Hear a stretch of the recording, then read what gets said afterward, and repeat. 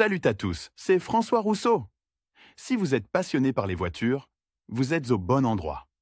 Continuez à regarder, on va entrer dans le vif du sujet. Les carburateurs Solex pour voitures ont acquis une grande popularité en raison de la possibilité de créer une variété de modifications de ce dispositif. Cette polyvalence est obtenue grâce à des diffuseurs de flux. Cependant, ils sont surtout utilisés sur les moteurs d'un volume inférieur à 1500 cm3. Il est parfois nécessaire de se familiariser avec le principe de fonctionnement et les particularités de réglage de ces moteurs. Le dispositif du carburateur Solex 21083. Tous les appareils de cette série se caractérisent par une conception fondamentalement unifiée. Certaines différences dans les modifications sont liées à l'utilisation d'éléments de dosage de l'alimentation en carburant. En général, les carburateurs sont conçus pour avoir deux chambres de flotteur, un système d'ouverture du papillon, ainsi qu'un refroidissement des canaux de ralenti. La chambre à flotteur et deux chambres de mélange de carburant avec diffuseur se trouvent dans le boîtier. En outre, il y a un économiseur avec un économostat,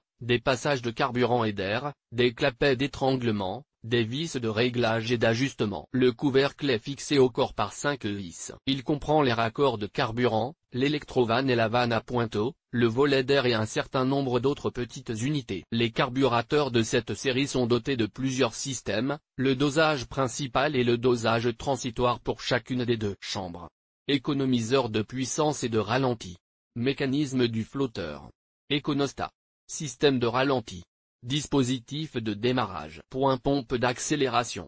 Système d'ouverture du papillon des gaz, etc. Même un automobiliste inexpérimenté en matière de réparation remarquera les différences externes entre les carburateurs Solex et Ozone. Une autre variété populaire de cet équipement. Principe de fonctionnement. Les carburateurs de cette marque ont le même principe de fonctionnement que leurs homologues nationaux. Par des gicleurs spéciaux, le carburant et l'air pénètrent dans la chambre du flotteur, où ils sont ensuite mélangés. À travers les diffuseurs, ils s'écoulent vers le moteur. Le conducteur, en appuyant sur la pédale d'accélérateur, actionne le moteur à l'aide des papillons des gaz. Le principe de fonctionnement du carburateur permet de réguler la quantité et la qualité du mélange à base d'air et de carburant. Le principe de fonctionnement est simple, mais il est souvent nécessaire de calibrer ce dispositif en cours de fonctionnement. Ces problèmes indiquent la présence de certains dysfonctionnements. Si le moteur ne répond pas lorsque la position de la vis de réglage de la quantité de carburant est ajustée, cela signifie qu'il y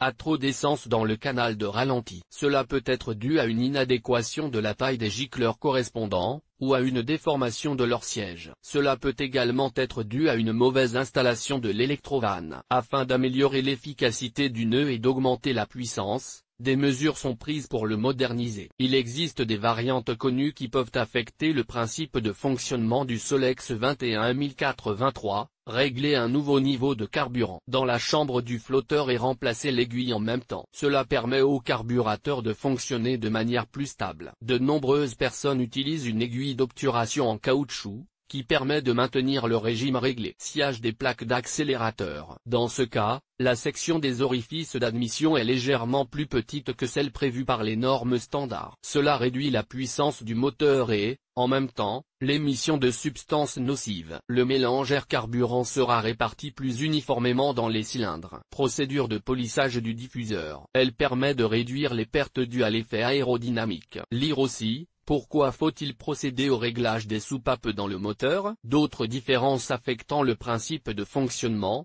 dans les carburateurs de la marque Solex 21083, ne sont pas prévus. Réglage du carburateur Solex 21083. Les principales nuances. La plupart des automobilistes sont tôt ou tard confrontés au problème du réglage du carburateur Solex 21083. Il s'agit notamment de corriger le régime de ralenti et le niveau de carburant. Examinons chacune de ces opérations en détail. Correction du niveau de carburant dans la chambre. Pour régler un nouveau niveau, il faut se baser sur la position qu'occupent les flotteurs par rapport au bouchon de cette unité de carburant. Cependant, le fonctionnement de la pompe à essence sur différentes voitures équipées du même modèle de Solex 21083 peut différer. Il en résulte que la pression sur la soupape d'arrêt peut également être différente. Pour régler avec précision le niveau d'essence, il faut d'abord faire chauffer le moteur pendant 5 à 10 minutes, puis le couper. Ensuite, le tuyau d'alimentation en essence est retiré afin que l'excédent n'affecte pas la précision des mesures. Les vis fixant le couvercle au corps de l'appareil sont ensuite dévissées. Dès que le câble d'aspiration est retiré, le couvercle est soulevé avec précaution. C'est maintenant au tour des mesures,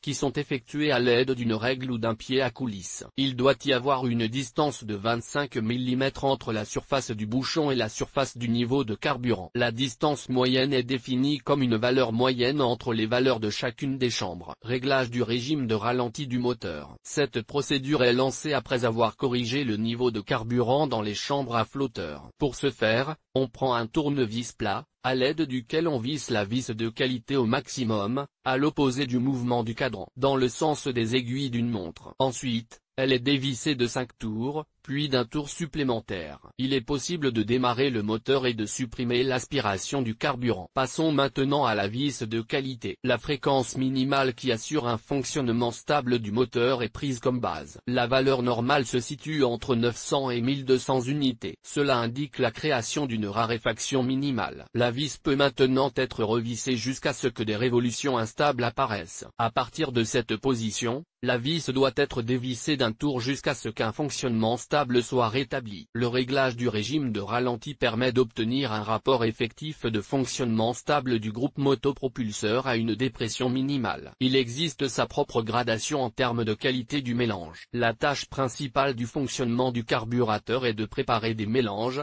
qui peuvent être les suivants. Dans un mélange normal, les proportions d'essence et d'air sont respectivement d'environ 1 et 15 parties. La combustion se produit sans résidus et la puissance est suffisante. Dans un mélange de travail enrichi, il y a 13 à 15 parties de carburant pour une partie d'air. Cela augmente la consommation de carburant du moteur, mais aussi sa puissance.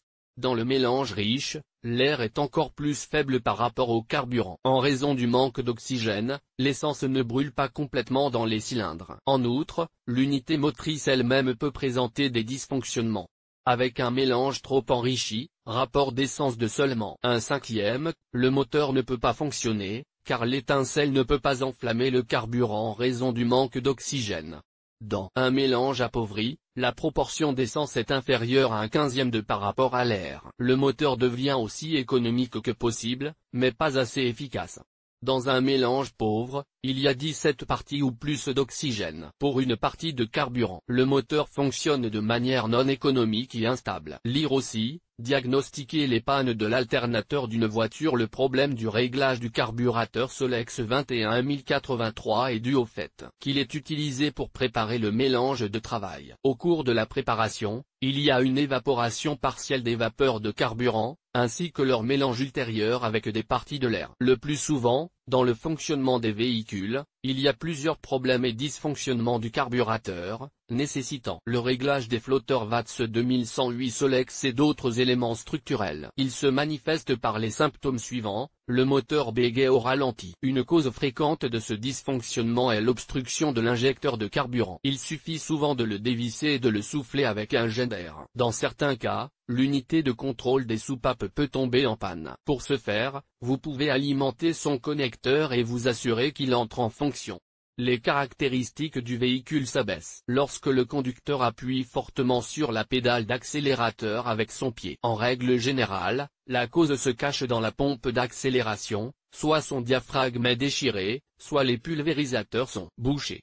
Une augmentation de la consommation de carburant et, en même temps, une instabilité du ralenti liée à des violations de la soupape à pointeau. En raison de ces fuites, la chambre du flotteur déborde. La meilleure solution consiste donc à remplacer complètement la soupape. Les carburateurs Solex, dont le dispositif et le réglage ont été abordés dans l'article d'aujourd'hui, sont principalement destinés à être installés sur les moteurs de 1,5 litres des voitures du groupe Avtova. L'un des principaux avantages était l'apparition d'une soupape électromagnétique dans la conception, qui régulait l'alimentation en carburant au ralenti. En outre, elle permettait de chauffer le mélangeur carburant avant qu'il n'entre dans les cylindres. Par conséquent, le démontage et le réglage de cet équipement de carburant peuvent être effectués dans votre garage, si vous suivez les recommandations données. Si vous avez eu votre propre expérience en matière de réglage des produits de la marque Solex, nous vous invitons à la partager avec d'autres lecteurs.